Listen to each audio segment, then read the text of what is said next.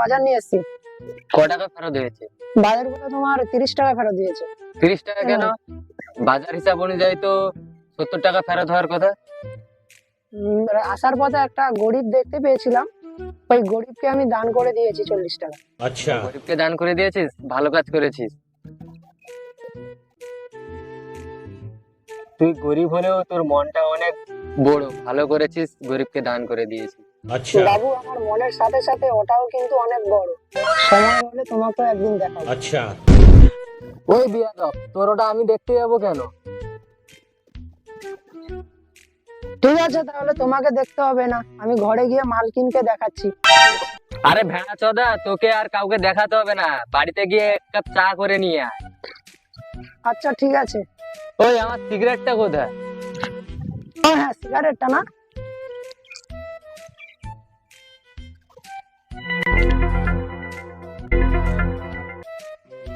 তুই তো বলছিলিস যে টাকাটা গরিবকে দান করে দিয়ে এসেছিস, টাকাটা তাহলে কোথায় এলো? বাবু, আমি তো নিজে গরিব, अच्छा তাই আমি নিজেকেই দান করে দিয়েছি।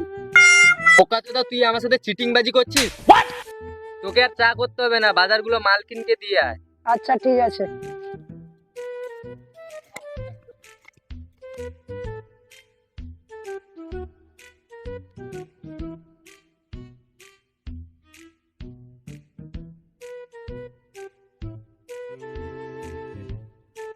বাবু, মালকিন তো বাসায় নেই।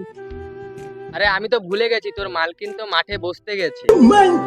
তাহলে আমি মাঠের দিকেই যাচ্ছি।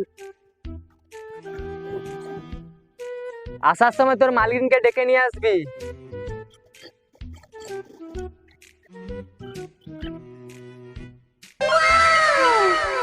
মালকিন বাবু বাজার পাঠিয়েছে, আর তোমাকেও বাড়িতে যেতে বলেছে। হ্যাঁ, আমারও হয়ে গেছে, আমিও আচ্ছা। বাড়ি যাবো। কিন্তু তুই আবার কবে থেকে কাজে এসেছিস? আরে আমার ভাতার তো তোকে কাজ থেকে বার করে দিয়েছে। হ্যাঁ, তাড়িয়ে তো দিয়েছিল, কিন্তু কি করব, গরিব মানুষ, কাজে না এলে সংসার চলবে না আমাদের, তাই তো আবার বাবুর হাতে পায়ে ধরে কাজে এসেছি।